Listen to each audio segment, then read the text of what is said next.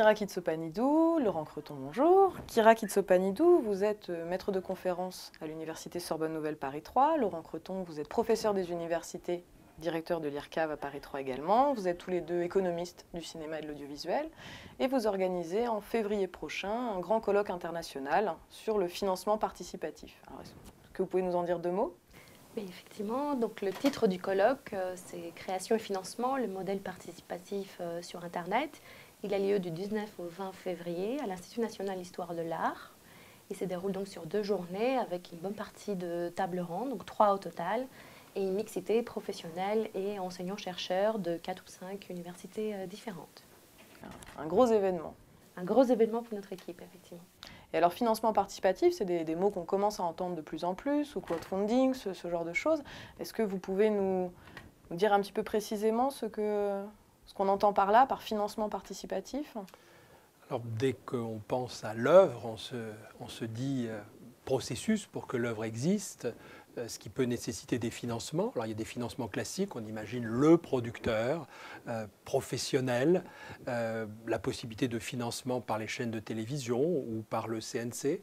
Mais on se rend compte à quel point il peut être important, premièrement de façon complémentaire, mais aussi pour que certains films puissent exister, de faire appel à d'autres manières finalement de porter les films. Et cela signifie faire appel à un public élargi. Et il faut bien dire que l'Internet, le Web 2.0 offre la possibilité pour un grand nombre de s'intéresser au cinéma, aux œuvres en train de se faire, d'y apporter non seulement leur financement, mais finalement le soutien de ceux qui s'engagent pour qu'un film existe. Est-ce que c'est finalement une thématique qui a déjà été abordée, investie par l'université, ou est-ce qu'on est dans quelque chose qui commence à intéresser les chercheurs ? Non, c'est la première fois qu'un colloque sur la question s'organise.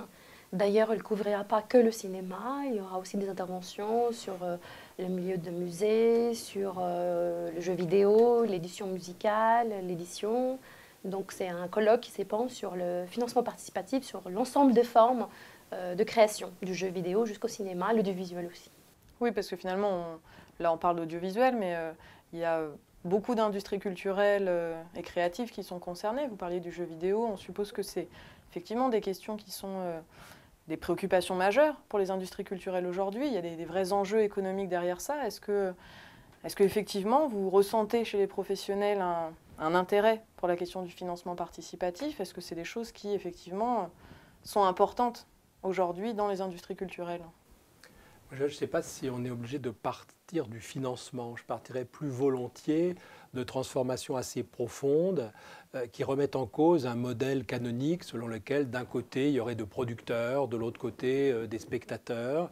Il y a dans beaucoup de domaines quelque chose qui relève de la logique de co-création et de la volonté de participer à une œuvre commune. Et il est clair qu'à la fois pour le livre, pour la bande dessinée, pour la musique, des structures industrielles classiques sont fortement remises en cause et que se joue actuellement l'élaboration, la mise au point de nouveaux modèles qui d'abord reposent sur des comportements, sur des usages et qui peuvent éventuellement devenir de nouveaux modèles économiques. Et se pose également la question de l'élargissement de mécanismes de financement des œuvres, notamment celles qui sont moins visibles, donc plus difficiles, réputées plus difficiles, mais également la stimulation de la demande pour certaines diversités culturelles. Donc ce sont des questions qu'on va poser, notamment dans le cadre de tables rondes. Il faut avoir aussi le retour de professionnels, ce sont vraiment des questions qui les intéressent et ils ont besoin du retour aussi des enseignants-chercheurs. Donc effectivement, ce sont des problématiques qui répondent à des préoccupations des industries culturelles aujourd'hui. Alors, est-ce que l'université, justement, a quelque chose à dire là-dedans ? Est-ce que même sur le plan des politiques publiques, plus directement des professionnels, mais de dispositifs étatiques, est-ce que l'université peut et doit dire quelque chose ? Et dans quelle mesure est-ce que des colloques comme celui que vous organisez participent, nourrissent le débat public aujourd'hui sur la création artistique ? La question de la place de l'universitaire dans la cité, et en particulier ses capacités d'analyse, mais aussi de contribution.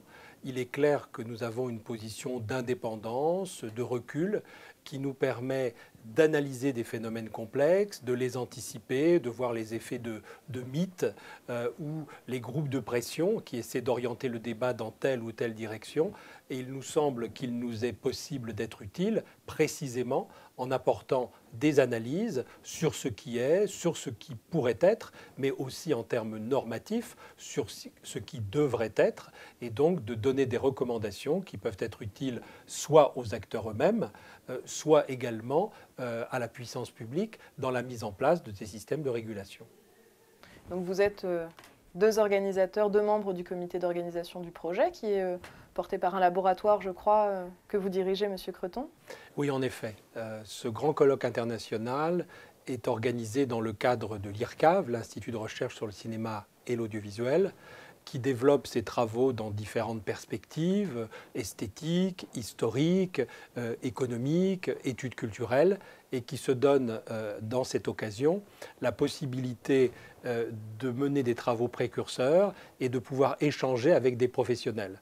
Donc ça veut dire que l'organisateur, c'est l'IRCAV, mais avec un certain nombre de partenaires professionnels, notamment Tous Coprod, en la personne de son gérant fondateur, M. Nicolas Bailly. Encore une pierre de plus à l'édifice de l'IRCAV.